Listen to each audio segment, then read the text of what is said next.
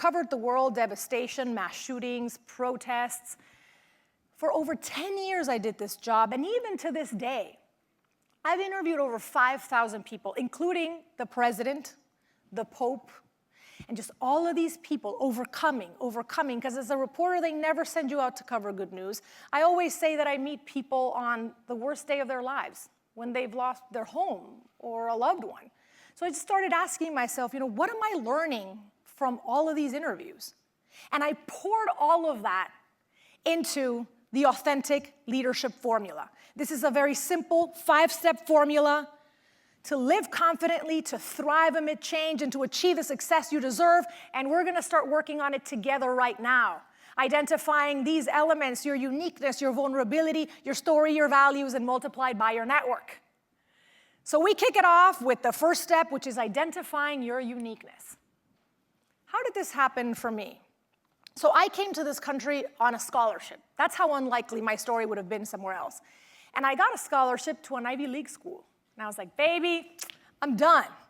Ivy League, so the notion was I was never gonna have to truly struggle to find a job. You know what year I came to America? 2008.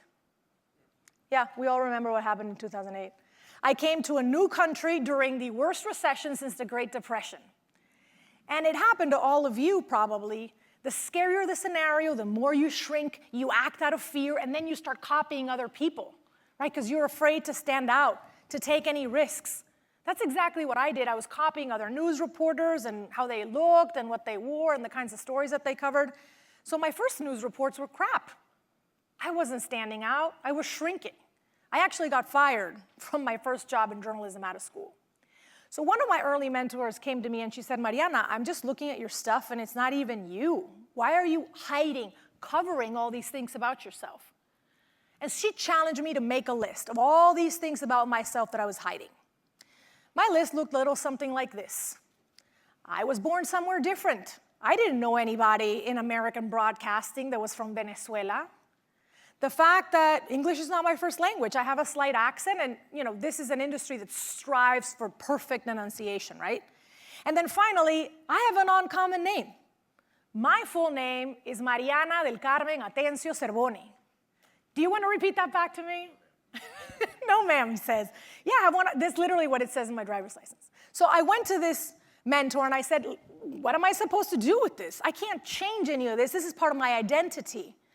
And she said, see, that's the thing. You don't have to change it. You have to flip the script. It was, guys, as if a light bulb went off. How can I turn these things that I'm kind of ashamed of, I kind of want to hide because I don't think they jive with an idea of success in my industry, and turn them into competitive advantages? So the fact that I'm from somewhere different means, hey, I can connect to this community better than most people because I'm living and breathing it firsthand. So start to think about how this relates to you. When you are talking about guests and communities you're serving, how can that experience, that background, that small town where you come from, help you truly see that group of people that only you can connect to? So the fact that English is not my first language means, hey, I can anchor the news in Spanish and English. So the traditional route to make it in broadcasting is you start out in a small town, and then they pluck you to go somewhere big like New York. I knew that was not going to work for me. So I doubled down on what made me different. I started out in Spanish language, climbed my way up at Univision, crossed over to NBC News. It was a non-traditional path, but it worked because it was based on what made me different. And then finally, my name. Wow. In the beginning, my news reports, and you can still see this, I believe, in YouTube. I used to grab onto the mic and say, good evening, folks. This is Mariana coming to you live. Who the heck is Mariana? Because it's not this girl. It took me 10 years. Imagine that, the biggest source of my power, my name. 10 years of feeling like an imposter, of exuding fakeness, because the audience is receiving that. To grab onto the mic and to say, good evening, this is Mariana coming to you live. Nobody forgot that on television, because they looked at me and they said, wait a minute, this girl made it. She didn't have to change who she is. Authenticity is magnetic. People are drawn to you. So it was about more than this, Mariana. It was about everybody who has felt different. And this is, again, universal. Everybody here has felt different since we were little kids in the playground, looking at me and feeling like they could be authentic also.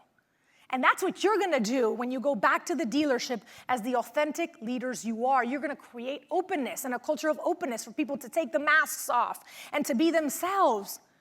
And that's real change. So I identified my uniqueness. That is the first step. Now I need you to do it. You all should have gotten these cards that were in each of your seats when you walked in. I want you to write 3 things in these cards. 3 things that make you not perfect, but perfectly you. By being perfectly you, you will tap into that customer base, that peer group, and rise to that promotion that only you can reach, remember, if you are authentic. So, grab onto the card, write 3 things: challenges overcome, quirky family background, languages that you speak. Are you the first in your family to go to college? Are you the first or the third to work in the automotive industry? Put it all in the card. I am going to give you 2 minutes on the clock, but I need production. They need some music to focus, please. Something. Great. Get to work, guys. You have 2 minutes. I'm going to be quizzing you on this after. 3 things that make you who you are. Are you a good listener? Are you a generational curse breaker?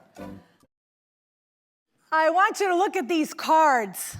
This is not meant to be hidden. This is meant to be celebrated, to be shouted from the rooftops.